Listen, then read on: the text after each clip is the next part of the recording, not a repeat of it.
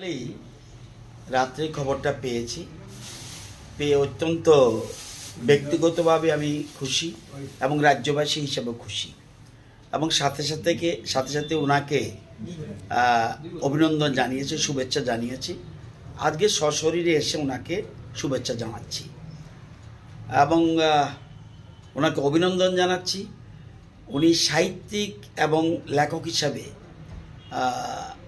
উনি এই নির্বাচিত হয়েছেন পদ্মশ্রী, এবং উনি অর্থনীতিবিদও এবং ত্রিপুরা বিশ্ববিদ্যালয়ের উনি উপাচার্য ছিলেন এবং শিক্ষা জগতে ওনার বিরাট অবদান রয়েছে।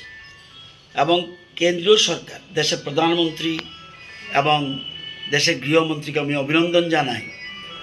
যোগ্য ব্যক্তিকে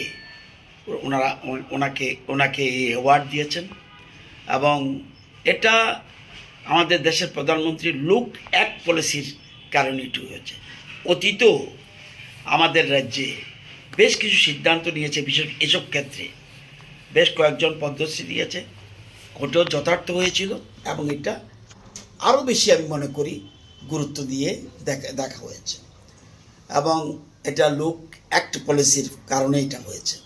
দেশের প্রধানমন্ত্রী জানে, দেশের গৃহমন্ত্রী জানে কখন কোথায় কাকে পুরস্কৃত করতে হবে এবং এই ধরনের পদ্মশ্রী পদ্মবিভূষণ কাকে দেওয়া উচিত ওরা ভালো করে জানে।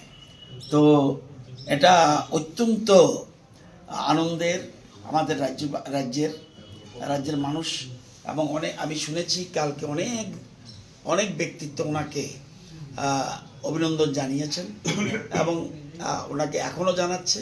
সুতরাং আমি ব্যক্তিগতভাবে অসম্ভব খুশি এবং কেন্দ্রীয় কার্যকর্তা যারা কেন্দ্রীয় সরকার তাদেরকে আবারও আমি